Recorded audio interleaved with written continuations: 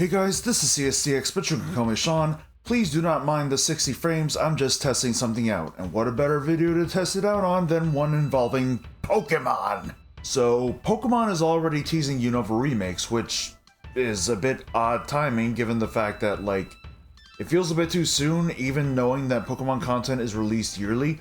But I'm sure people are super excited for it. Never mind, people are scared to death.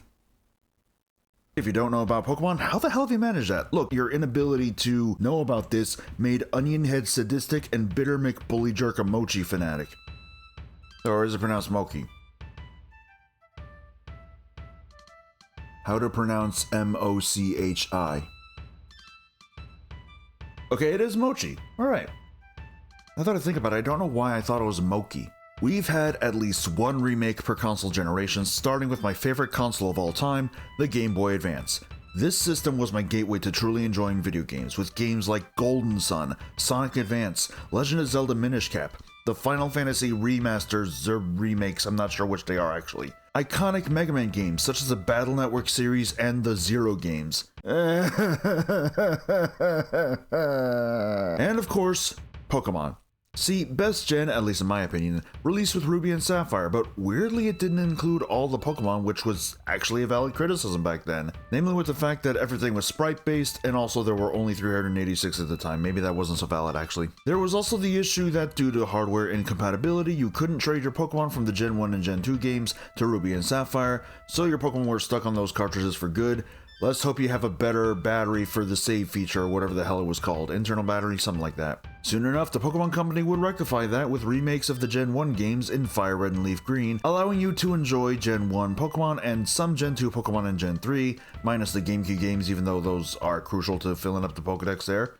And even introducing the National Dex, a tradition that would continue until Gen 7 when it was moved to the online storage services Pokemon Bank and Pokemon Home after that. Sadly, we did not get another gen on the GBA, which was probably the only time a Nintendo console only had one Pokemon gen on it. I would count the first Mystery Dungeon game since it does tease Gen 4, but I think that's stretching it a bit, to be honest.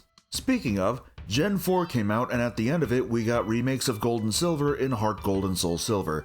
And due to how beloved Gold Silver Crystal is, Gen 2, GSC, they're considered arguably the best Pokemon remakes ever made, and honestly, even as a Hoenn guy, I get where they're coming from. This would end up becoming the tradition for Pokemon remakes, being released once per generation, and originally done to allow you to catch Pokemon you otherwise couldn't, now clearly done for money, since Gen 4 allows you to transfer Pokemon from Gen 3, thanks to the DS's GBA slot on the bottom. I mean, at least they put effort into it. Then the 3DS launched, and 3 years after that, the best games ever made, at least in my opinion, in terms of Pokemon, came out in Pokemon Omega Ruby and Alpha Sapphire, and it all came full circle in a way. Though while stuff such as the Battle Frontiers sadly didn't make the cut, I'm not even sure if it was cut or planned in the first place, there was still plenty of content making it well worth the time and effort. And then BDSP happened.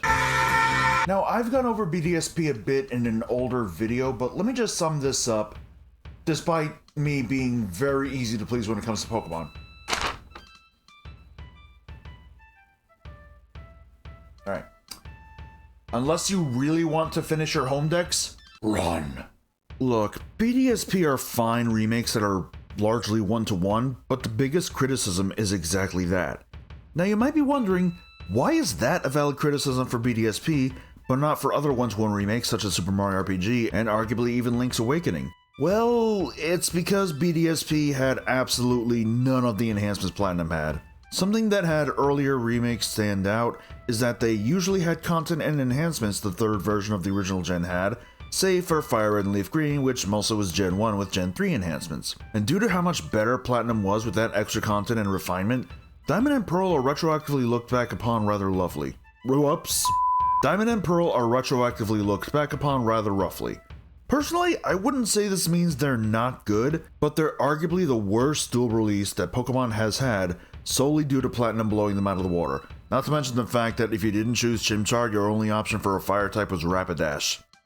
I don't care what anyone says, regardless of the post-game Pokemon and such. That's just stupid. It also doesn't help that they tried to shoehorn in Pokemon that aren't on the Sinnoh Dex and Diamond and Pearl through BDSP by putting them in the Grand Underground, which, in my honest opinion, got a significant downgrade compared to the original because of this, even knowing full well you could get the starters up to Gen 4 in them after a while.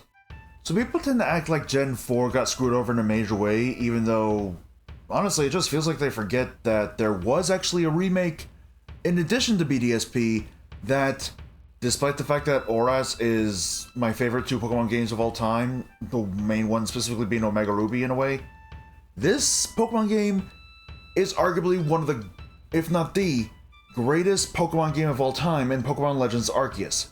Yes, it is pronounced Arceus, it is done so in the promotional material, in the anime, everywhere else. It is not Arceus just because of the pronunciation of it in Japan. Do you call Snivy Suni if whatever because it's Suraja or whatever it's pronounced as in Japan? Mind you, if you're still calling it Arceus, I believe Game Freak classified Pokemon Legends Arceus as a pre-make, a prequel to the Sinnoh games that also counts as a remake due to how much more advanced it is versus the original. There are so many amazing things about it in terms of gameplay, sound design, story, etc. that it is a wonder I still haven't done a video about it. It's been planned a few times, but a number of things got in the way. Even though BDSP wasn't very good, Legends Arceus picked up the slack and ran with it amazingly. Just one problem. It released a month before Scarlet and Violet was announced, and only got actual support in less time than that. In fact, it ended up being more important for BDSP, as if your save file for Legends Arceus had all the main story quests done, you can then get an Azure Flute to use to catch Arceus in BDSP. And the update for that was after the Gen 9 announcement. They practically sent this game out to die. Okay, not exactly, but it is very odd that BDSP came out prior, and despite a number of bugs still not being fixed, with apparently Masuda-san wanting to move on from that, it still got more support prior to and even after Scarlet and Violet were announced than Legends Arceus ever did. In fact, I think I already mentioned this in the script, I don't actually know. There was one content update, one update to fix a bug with said content update, and then that was it. Now this all does relate to the main topic at hand, given that I mentioned the teasing of Gen 5 remakes earlier on. So, this begs the question. Should we be worried about there being a one-to-one remake of Pokemon Black and White?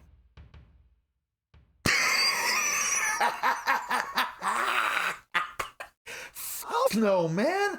Diamond and Pearl aged poorly because of the enhancements that Platinum had. Frickin' Black and White, as well as the sequels, they aged gracefully, like fine wine, like some other third thing I can't think of off the top of my head, despite me usually being good at improv. Look, it is still very valid to be worried, especially if they end up not including some form of Black 2 White 2, even though that sounds unlikely to happen no matter what. But Black and White, while not liked at launch, haven't aged poorly at all. They're looked back upon fondly for a reason. They introduced the most new Pokemon at one time in history, which I think is related to it being a soft reboot of sorts, have fully animated Pokemon sprites, and I don't mean like Crystal or Emerald.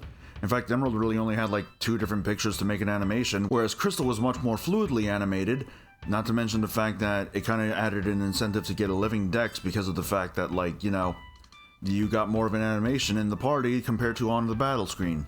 An amazing story that actually makes the villain team not just have an intriguing message they hide their true motives behind, but are arguably the best and most dangerous villain team we've had up to this point, with a truly irredeemable villain, and I don't mean N. Twitter artist Toyoroki, or Roki, whatever it's pronounced, would kill me if I meant N.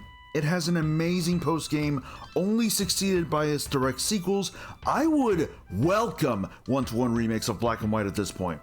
Besides, there's also a strong chance that while it'd be neat to see a Black 3 White 3, we could very well get another Legend-style game that, if not for any of the 3 Mysticals, would be about the origins of Kyurem with the identity of the Pokemon that Kyurem, Reshiram, and Zekrom all used to be when combined. That is something I think we can all be excited for at the very least. I'm sure we'll find out soon enough what may happen in the inevitable Pokemon Presents stream/video that we will be getting on Pokemon Day later this month, which for some reason only really happens twice a year, whereas Nintendo Direct usually happens maybe 6 to 10 times a year. I might be getting that number wildly wrong ever since the pandemic started. But do they really not have that many Pokemon games, let alone Pokemon content, planned to release in the same year? I don't know, man. I feel like you can do more Pokemon Presents, right? You got more money for the content and stuff, right? I mean, we'd love to see some more spin-offs, maybe. An extra Mystery Dungeon game, maybe frickin' an attempt at a return to Pokemon Ranger. I'm sure it can work with the motion controls, especially with the Joy-Con being great motion controls. I'm just rambling at this point. Just enjoy the outro music. An amazing story that actually makes the villain team... Oops.